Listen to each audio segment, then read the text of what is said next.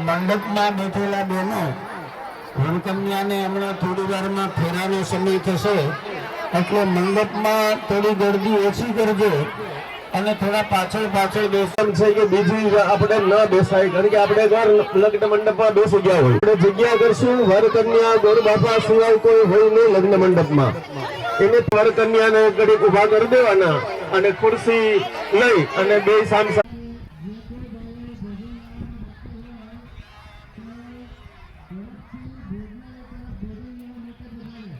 स्वयंसेवक भाइयों ने खास विनंती कि जो एक्स्ट्रा डोलू है